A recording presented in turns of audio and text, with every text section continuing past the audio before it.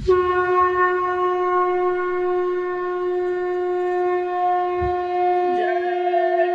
गुरुदेव, जय गुरुदेव। रहम करो रहमान मिलेंगे, करो भगवान मिलेंगे। जय गुरुदेव प्यारा नाम रहेगा, तुम्हारा काम यही करेगा।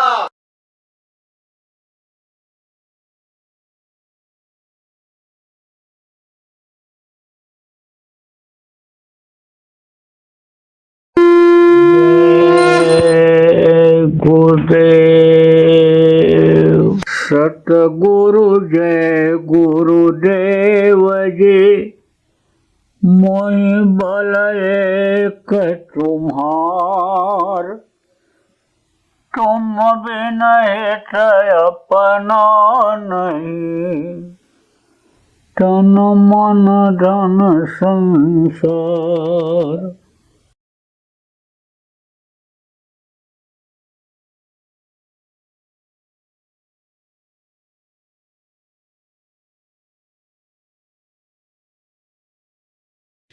गम खाओ किसको कहते हैं? बर्दाश्त कर लो 2 बार। अगर बर्दाश्त कर लोगे, छोटे बन जाओगे, सब प्यार करने लगेंगे। फिर समझो कोई कितना भी अकड़ करके चलता हो, उसका पैर पकड़ लो, जल्दी छोड़ो ना, तो वो भी झुक करके उठाता है, उसको भी झुकना पड़ता है। लघुता से प्रभुता मिलेगा। नानक नन्हे होए रहो, जैसे घास में डूब, और घास जल जाएंगी, धूप खोद की खोद। धूप घास देखो हमेशा हरी रहती है, और बड़ी बड़ी घास हैं ये गर्मी में सब जल जाती है।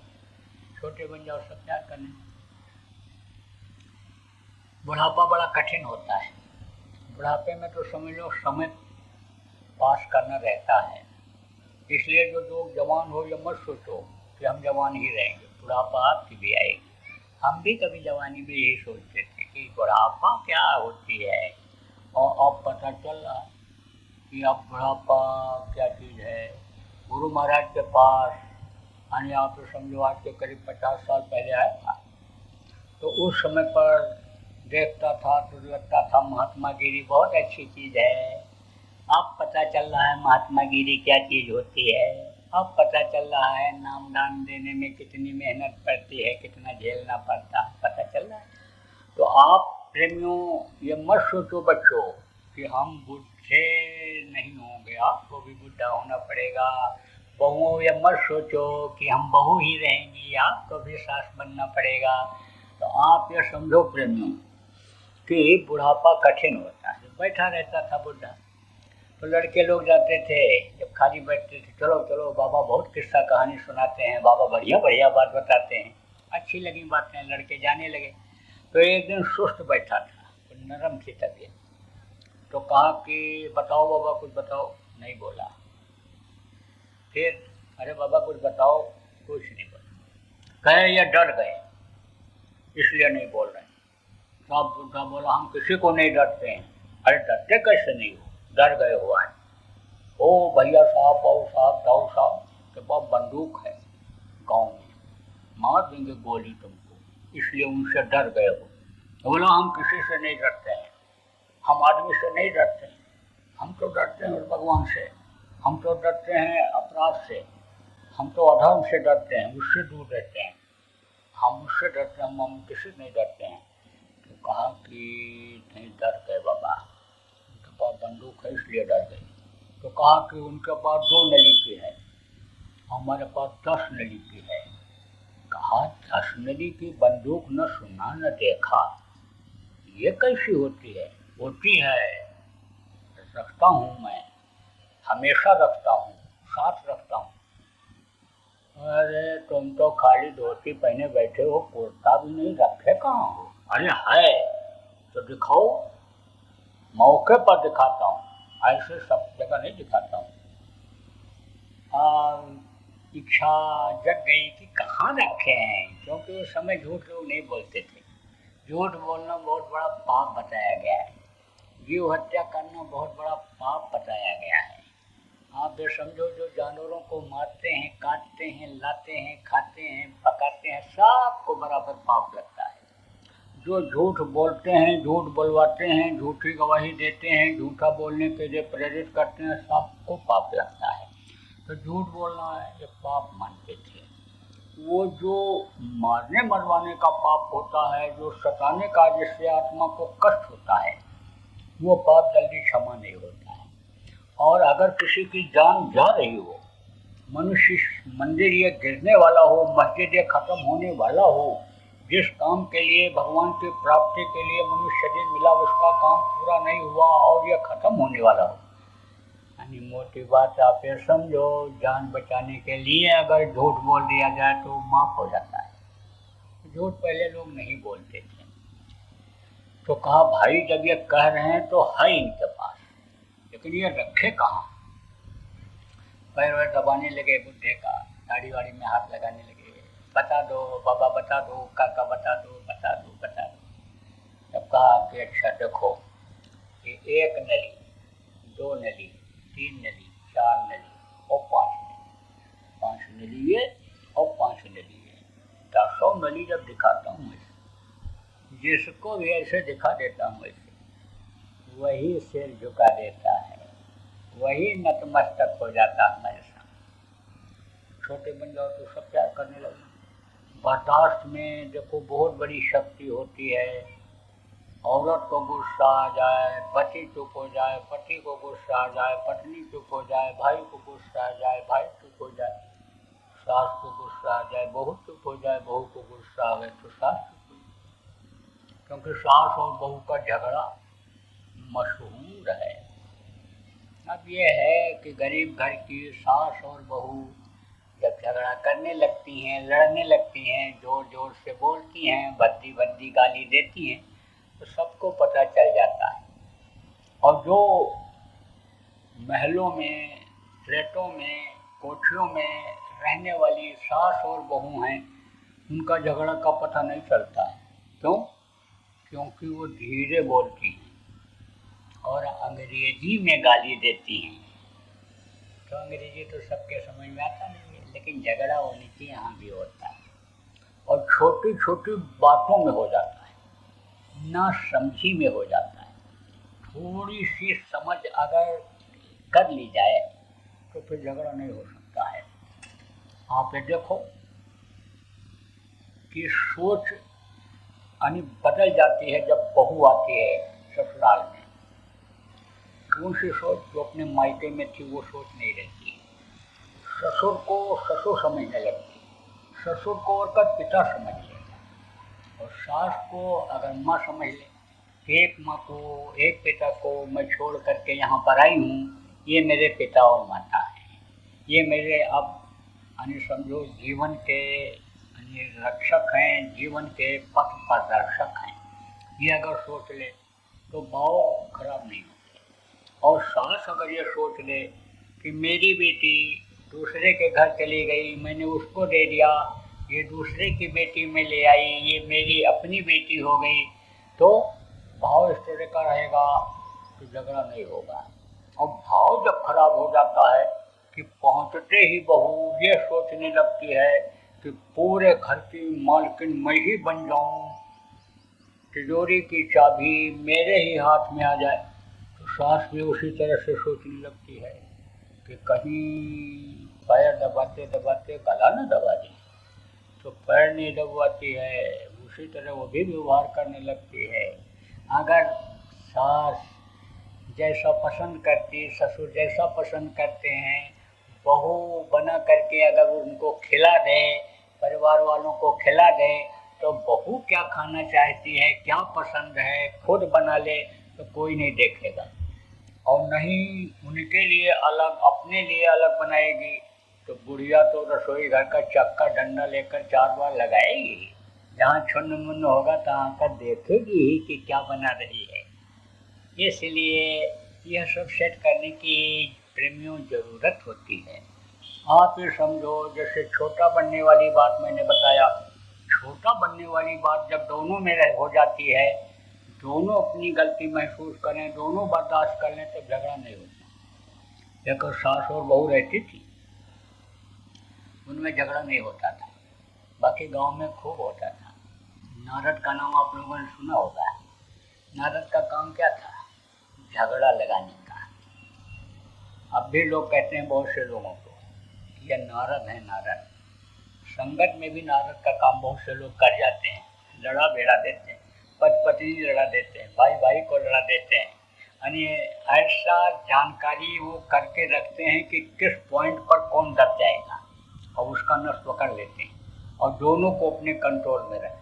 ऐसे लोगों से प्रेमियों होशियार रहना चाहिए। जो लड़ाके बनाने वाले हैं, जो दूसरों की निंदा करने वाले हैं, समझ लो आपकी भी निंदा वो दूसरे से करेंगे। दूसरे की कमी जो बताते रहते हैं, समझ लो आपकी भी कमी वो दूसरों को बताएंगे। आप ये समझ लो कि उनका स्वभाव बन जाता है उसी तरह। ऐसे नारद का भी स्वभाव बन गया था। तो नारद जा रहे थे गांव में, तो लड़कों ने कहा कि प्रभु प्रभु बेटे रुको, पैर छुए और बोले प्रभु आपकी बड़ी महिमा है, बड़ा नाम है। प्रभु आप झगड़ा करा देते हो। तो हमारे गांव में यानी समझो कि एक सेठ जी रहते हैं, सेठानी जी रहती हैं, तो उनमें कभी झगड़ा नहीं हुआ। उनमें आप झगड़ा करा दो। बोले करा देंगे, हो जाएगा झगड़ा, देख लेना। अब पहुँचे सेठानी के पास गाँव में, बैठे, खुश हो गई सेठानी, पानी पत्ता पिलाया। बोले सेठानी तू बहुत मेहनत करती है, दिन रात लगी रहती है काम में, खूब सेवा करती है परिवार वालों की, जानवरों की, सबकी खूब देख रेख करती है, तेरा सेठ तो बिल्कुल बेकार आदमी। कहे अरे नहीं भाई, हमारे पति हैं, परमेश्वर हैं, हमारे तो वही सब कुछ है, बहुत मेहनत करते। क्या मेहनत करते हैं? उनको तो बस हाय पैसा हाय पैसा हाय पैसा, बस दिन रात वही हलोटते रहते हैं, तुम लोगों का कोई ध्यान रखते हैं? अरे नहीं नहीं वो आप ऐसी बात क्यों करते हो, बहुत ध्यान रखते हैं। क्या ध्यान रखते हैं? अरे आए और खाए चले गए, क्या ध्यान रखते हैं? कहे नहीं प्रभु आप ऐसा न कहो, प्रभु बहुत मानते हैं हमको, बहुत, हम तो हमारे पूज्य हैं, आप ऐसी बात न करो। तो नारद जब हारने लगे कि इसके सामने नहीं चलेगा, बोले है तो सब कुछ ठीक है, मानते जानते तो हैं, लेकिन है तो पिछले जन्म का नमक का व्यापारी ही, दिल दिमाग और बदन उसका पूरा नमकीन है। और न अगर विश्वास पड़े तो आज रात को जब खा करके सोने लगे तो चाट करके देख लेना, बदन चाट के देख लेना, नमकीन बदन मिलेगा तुझको, शरीर को चाट के देख लेना। अब इतना कहकर निकल गए। अब वो बोली सोची भाई कुछ कहकर गए हैं तो क्या दिक्कत है, जब सो जाएंगे तो देख लेंगे चाट करके कि नमकीन लगता है कि मीठा लगता है, कैसा लगता है।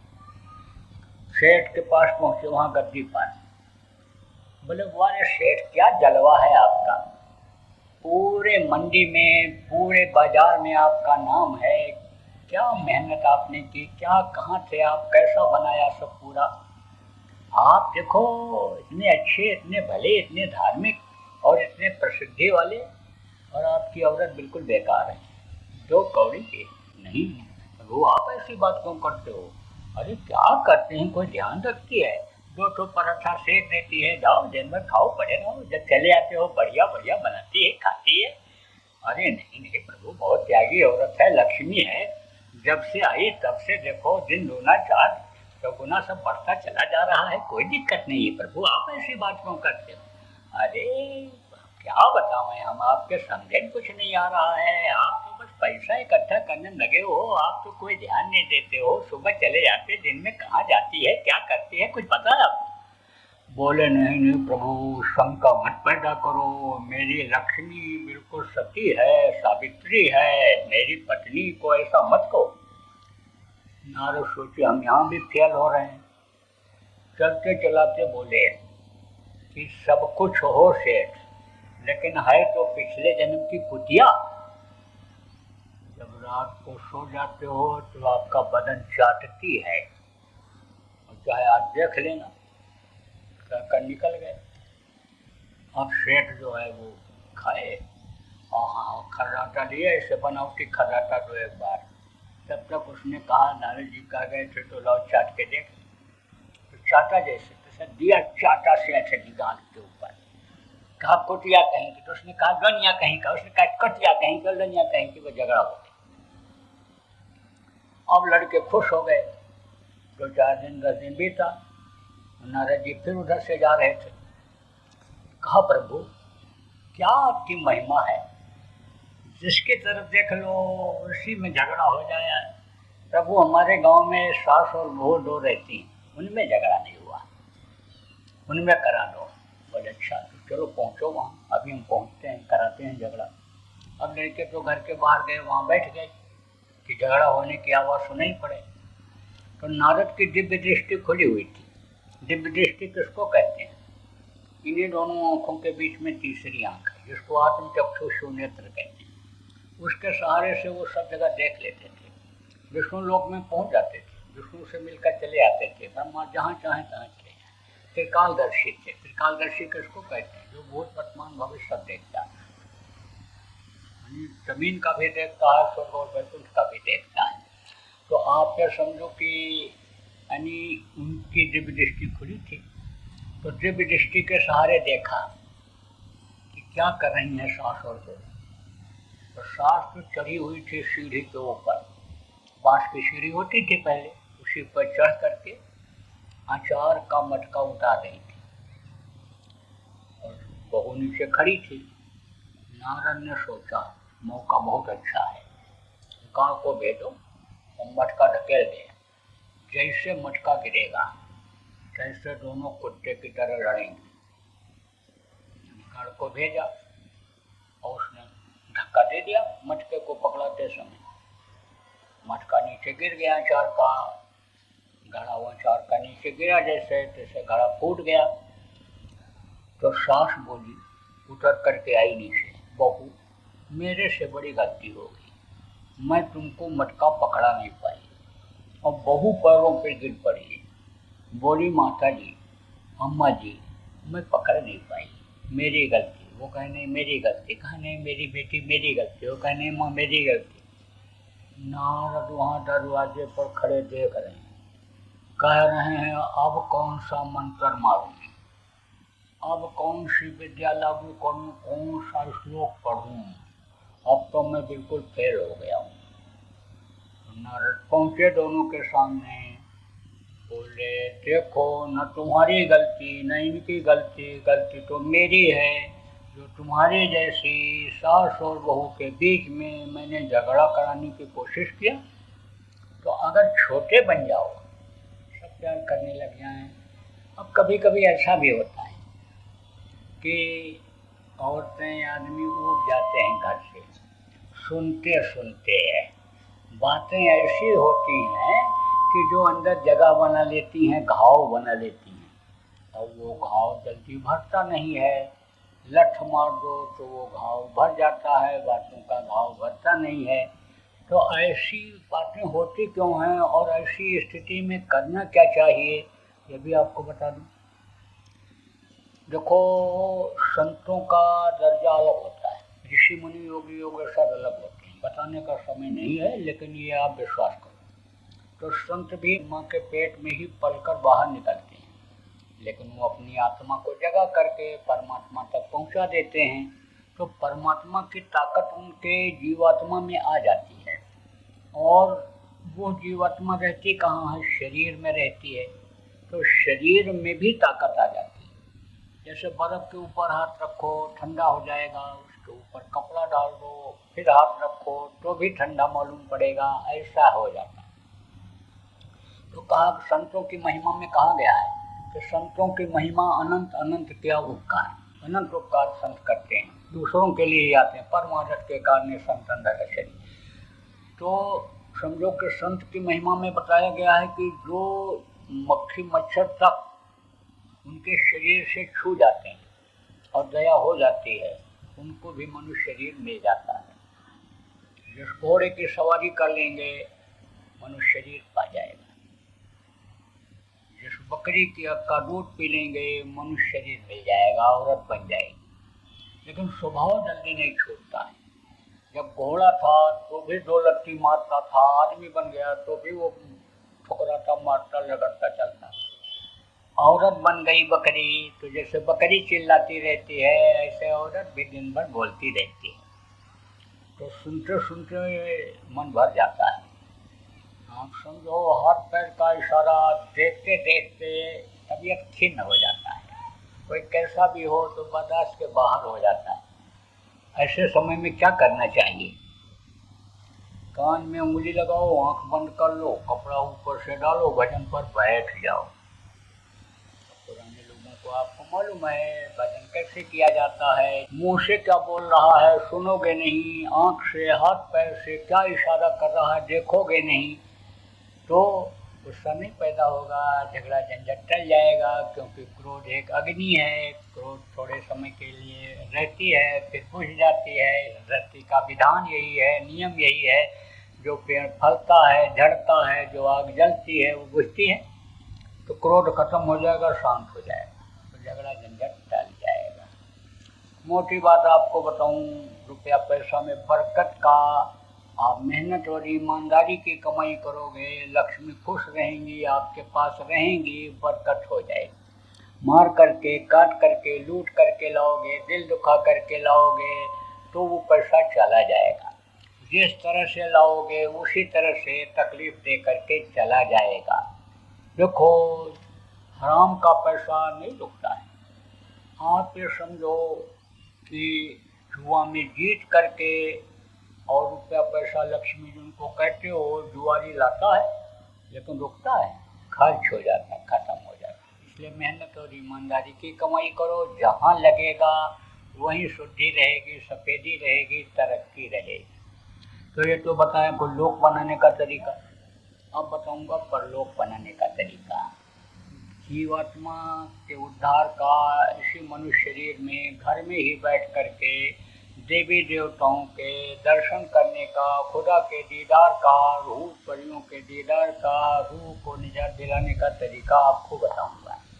देखो, हमारे यहाँ जैसा मैंने बताया कोई भेदभाव नहीं, इंसान और इंसानियत वाली बात है। सबके अंदर उस मालिक के मिलने का रास्ता है, सबके अंदर मालिक की ही रूह है, सबके अंदर मालिक का वो सिंहासन है। पुतरा आपका गंदा हो गया तो उसका दीदार आपको नहीं हो पाता है। इसीलिए फकीर ने कहा कि दिल का हुजरा साफ कर, दाना के आने के लिए ख्याल करूँ कहाँ था उसको बिठाने के लिए। इसीलिए कहा, जहाँ उसने ये कहा कि एक दिल लाखों तमन्ना, उस पर फिर इतनी हवेश, फिर ठिकाना है कहाँ उसको बिठाने के लिए। कहाँ उसने कहा कि हुजरे को साफ करोगे, अभी तो तुमने सब गंदगी से उसको जमा दिया, जगह ही नहीं रह गई बचने के लिए। क्योंकि जितने भी लोग आए सब लोगों ने यही कहा, चाहे संत हों, चाहे पूरे फकीर हों, चाहे पूरे महात्मा संत हों, पूरे गुरु हों, किसी मनुष्य शरीर में वो मिलता है। इधर उधर भटकने पर नहीं मिलने वाला नहीं मिलता है। कहा अल्लाह अल्लाह का मज़ा मुर्शिद के महखाने में है, दोनों आलम की हकीकत एक पैमाने में है। ना खुदा मंदिर में देखा, ना खुदा मस्जिद में है। और शेख जी जिंदों से पूछो, देख क्या से इसी में मिलता है। जो तिलमाही तेल है, जो चकमक, कितने उदाहरण दें आपको, भरे पड़े। मोटी बात आप ये समझो, विश्वास के साथ समझो कि भगवान मिलेगा तो इसी मनुष्य शरीर में मिलेगा, और जिंदा रहोगे तभी मिलेगा। मरने के बाद न खुदा भगवान किसी को मिला है और न मिलेगा। उसके लिए ना आपको घर छोड़ना है, न जमीन जायदाद छोड़ना है, न बाल बच्चों को छोड़ना है। गृहस्थ आश्रम में रहो, है तो अच्छा खाओ, है तो अच्छा पहनो, है तो अच्छे मकान में रहो। मार करके मत लाना, काट के मत लाना, छीन करके मकान में मत रहना, छीन के गाड़ी पर किसी के सवारी मत करना। ये जरूर कहता हूँ आपको। जिसके लिए गोस्वामी जी ने कहा कि राम न सकह नाम गुण गाई, जिसके लिए उन्होंने कहा कि नाम लिए तो बहुत सिंधु सुखाई, जिसके लिए मीरा ने कहा पायो रे मैंने नाम रतन धन पायो, वस्तु मूलक दी मेरे सदगुरु कृपा करे। वो कौन सा नाम है? ध्वन्यात्मक नाम। धनियों के मुंह से 24 घंटे निकलता रहता है, कभी खत्म नहीं होता, कभी मिटता नहीं है। जब से ये धरती बनी तब से ये नाम है। जब तक ये धरती रहेगी, आसमान रहेगा, देवी देवता रहेंगे, तब तक वो नाम रहेगा। निर्मायक नाम। निर्मायक किसको कहते हैं? जो इस माया के लोक में नहीं आते। जो माया के लोक में आते हैं, माँ के पेट में बन करके बाहर निकलते हैं, मनुष्य शरीर में रहते हैं, वो किसी नाम को जगाते हैं लोगों के फायदा के लिए, लोगों के रक्षा के लिए, वो मायक नाम होता है। तो ये धरती महापुरुषों से कभी खाली नहीं रही, समय समय पर आते रहे। त्रेता में आए, राम बन करके आए, उन्होंने राम नाम को जगाया। देखो विभीषण के घर पर राम राम लिखा हुआ था, विभीषण का घर लंका दहन में नहीं जला, इतनी शक्ति उस समय पर थी। लेकिन जब कृष्ण आए, कृष्ण नाम की शक्ति बढ़ी, कृष्ण कृष्ण जिसने जहाँ पर पुकारा कृष्ण खड़े हुए मिले, कृष्ण ने कृष्ण नाम को जगाया। आप समझो जब वो चले गए, अब ये कलयुग में कबीर साहब आए, सतनाम जगाया उन्होंने, नानक साहब आए, वाहे गुरु जगाया, सुखदयाल जी महाराज आए, राधा स्वामी जगाया, और जो हमारे गुरु महाराज आए तो जय गुरुदेव नाम को जगाया। जगाया कैसे जाता है आपको नहीं पता है कि आप कहाँ से जुड़े हुए हो, उस परमात्मा से जुड़े हुए हो, बहुत पतले तार के द्वारा। ऐसे ही जब महापुरुष नाम को जगाते हैं, जिस नाम को जगाते हैं, पतले तार के द्वारा उस प्रभु से, खुदा भगवान हक जिसको कहते हो, उससे जोड़ देते हैं। और जब उस नाम को आदमी बोलता है तो उसी तार के द्वारा आवाज़ वहाँ पहुँच जाती है, वो मददगार हो जाता है, तुरंत मदद करता है। कहा ना, कैसो करो नाम लाख नाम कृष्ण के, तो कौन ऐसा नाम है कि जिसको बोलने से तुरंत फायदा मिलेगा? तो जय गुरुदेव नाम बोलने से फायदा मिलेगा। बहुत लोगों को फायदा हुआ, बहुत लोगों को मुसीबत में बचाया जय गुरुदेव नाम ने। अब कहाँ तक आपको बताऊँ मैं, ज़्यादा बताऊँगा तो आप कहोगे कि ये हमारे और नामों को छुड़वा दे रहे हैं, बस केवल जय गुरुदेव नाम का प्रचार करें। प्रचार तो हम लोगों ने किया, खूब किया, अब तो आप करोगे प्रचार। अरे आप करो, तरीका जब सीख जाओगे और तरीके से जब आप नाम को बोलोगे तो आपको जब फायदा दिखेगा तो आप खुद प्रचार करोगे। आप समझो जितने भी लोग यहाँ बैठे हो, आपके घर में किसी भी तरह की तकलीफ रहती हो, कोई भी टेंशन, बीमारी, लड़ाई झगड़ा या कोई भी कष्ट है आपको घर में, बाहर आपको आराम मिलता है, अंदर जाते हो दम घुटता है, तकलीफ होती है, तो आप लोग अपने अपने घरों में बच्चे बच्चियों 1 घंटा सुबह शाम जय गुरुदेव नाम की ध्वनि बोलना शुरू कर दो, बोलवाना पूरे परिवार को शुरू कर दो। और जिन घरों में नामदानी लोग हो हैं, सबको इकट्ठा करके 1 घंटा सुमिरन ध्यान भजन जरूर कराओ। रात को सोने से पहले जय गुरुदेव नाम की ध्वनि बोल करके सो, सुबह उठो जय गुरुदेव नाम ध्वनि बोल करके फिर बिस्तर छोड़ो। आप खाना बनाती हो, भोजन बनाती हो, खा लेती हो, खिला देती हो बच्चियों, उसको प्रसाद बना लो। भोजन तैयार हो जाए तो नाम ध्वनि बोल करके और फिर खाओ खिलाओ, प्रसाद बन जाएगा। तो इतना करके देखो कितना फायदा होता है। फायदा होता तो मानो, उन्हें कोई जोर जबरदस्ती तो है नहीं। शाकाहारी पूरा परिवार होना चाहिए, नशा मुक्त परिवार होना चाहिए, मांस मछली अंडा शराब घर में आना नहीं चाहिए। ये इतनी हिदायत आपको दी जाती है, परहेज बताया जाता है, करके देख लो। मुसीबत में जय गुरुदेव नाम बोलना और प्रचार कर दो इस बात का कि कोई भी शाकाहारी नशा मुक्त व्यक्ति मुसीबत के समय जय गुरुदेव नाम बोलेगा तो उसकी मदद होगी। हम नाम ध्वनि बोलना कैसे है ये भी बता दूं आपको, जो नए लोग आए हो सीख लो। जय गुरुदेव, जय गुरुदेव, जय गुरुदेव, जय जय गुरुदेव।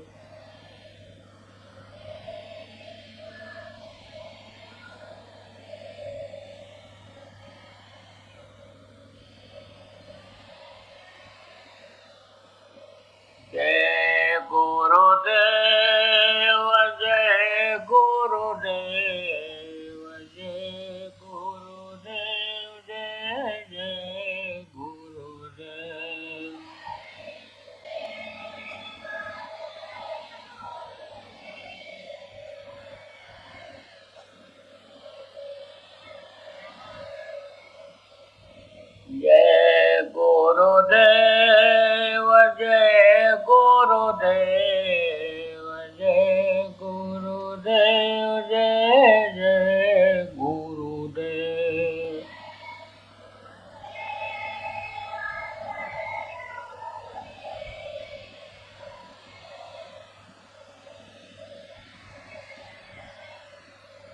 इसी तरह से नामधुनी बोलना है और सब लोगों को बुलवाना है। आपको न साधु बनना है, न शरीर को तपाना है, न दाढ़ी बढ़वाना है, न मुड़वाना है, कुछ नहीं करना है। ऐसे जैसे हो ऐसे रहो। जहाँ पर आप भोजन खाते हो, जिसके साथ बैठते हो, जिसको अपना जाति बिरादरी मानते हो, आप वहीं पर शाकाहारी भोजन खाओ। लड़का लड़के का शादी ब्याह जहाँ करते हो वहाँ पर करो। हम उसमें कोई बाधा नहीं डालते। ये ज़रूर कहते हैं कि लड़के लड़कियाँ जब बड़े हो जाएं तो उनका शादी ब्याह ज़रूर कर दो। दायित्व जो आपका होता है, जिम्मेदारी जो आपकी होती है, उसको ज़रूर निभाओ। बच्चे और बच्चियों को अपनी पसंद से खोजना न पड़े, क्योंकि इनकी पसंद जो होती है रूप रंग की होती है, धन दौलत की होती है, पढ़ाई लिखाई की होती है, तो कहीं धोखा ना हो जाए कि शादी भी करो और 2 महीना भी न बीते तलाक के मुकदमे चालू हो जाएं, दहेज का मुकदमा चालू हो जाए। तो ऐसा मत करो। समय से सब काम आप करना प्रेमियों सीखो। आप समझो कि आपकी जो ये समाज की मर्यादा बनी हुई है उसको बनाए रखना चाहता हूँ। तो आप तो कुछ लोग कहोगे कि भाई बहुत से लोग दीक्षा नामदान देते हैं, कान फूंकते हैं, कंठी बांधते हैं, तो वो लोग तो पहले ही लोटा धोती दक्षिणा सब रखवा लेते हैं और यहाँ तो कुछ दक्षिणा की बात कहा ही नहीं उन्होंने। अरे भाई, तो दक्षिणा की परंपरा तो रही ही है, दे दो आज दक्षिणा। लेकिन देना क्या है? आपको अपनी बुराइयों को यहीं छोड़ जाना है, बुरे कर्म मत करना, यही आपकी होगी दक्षिणा। अभी तक जो मांस खाया, मछली खाया, अंडा खाया, शराब पिया, दूसरी औरत के साथ बुरा कर्म किया, दूसरे पुरुष के साथ बुरा कर्म किया, अब मत कर। तौबा कर लो, कान पकड़ लो, उस मालिक से माफ़ी मांग लो कि जो मेरे से जान में अनजान में गलती हो गई, अब नहीं करूँगा और इसकी हमको माफ़ी दे दो। बराबर प्रेमियों, ध्यान भजन सुमिरन सब करते रहना, देशभक्त रहना। देशभक्ति प्रमुख चीज़ है। हड़ताल, तोड़ फोड़, आंदोलन, धरना, घेराव से दूर रहना, हिंसा हत्या से दूर रहना, उन्माद में मत आना कि कोई उकसा दे कि ये हिंदू है मार दो, ये मुसलमान है मार दो, ये सिख हैं ये मार दो, ये विरोधी हैं ये मार दो, ये ऐसा कर दो। जीव हत्या बहुत बड़ा पाप होता है, मानव हत्या तो बहुत बड़ा ही पाप होता है। सबसे बड़ा पाप अन्य हत्याओं में तो मानव हत्या ही होती है। तो हत्या से बचना, खुद भी बचना और लोगों को भी बचाना, ये प्रेमियों आपका धर्म बनता है, कर्तव्य होता है। अधिकारियों कर्मचारियों का बराबर सम्मान करना, नियम और कानून का सब लोग प्रेमियों पालन करना, सभी जात मजहब के लोगों का, सभी देवी देवताओं के, अन्य लोगों का, मानने वालों का, उनका आप लोग कदर करना। लेकिन जो भजन का तरीका अभी आपको बताया गया, चेतन से चेतन की पूजा करने का, उसको ज़रूर करना। इसमें जब लगोगे तो सब चीज़ समझ में आ जाएगा और ये सब अन्य समझ लो कि आपको समझने लग जाएंगे, आपके भी समझ में आ जाएगा। तो बोलो जय गुरुदेव। जय गुरुदेव। सरकारी व गैर सरकारी अनुदान के लिए बिना सत्संगियों के सहयोग द्वारा जनहित के कार्यों में लगी हुई बाबा जय गुरुदेव धर्म विकास संस्था का मुख्यालय पिंगलेश्वर रेलवे स्टेशन के सामने मक्सी रोड, उज्जैन, मध्य प्रदेश में है। यहाँ पर सत्संग व नामदान का कार्यक्रम होता रहता है। अतः आप श्रोताओं से अनुरोध है कि बाबा उमाकांत जी महाराज के आश्रम उज्जैन एक बार परिवार सहित जरूर पधारिएगा। आपके सुझाव के लिए व्हाट्सएप नंबर 9575600700। जय गुरुदेव, जय गुरुदेव।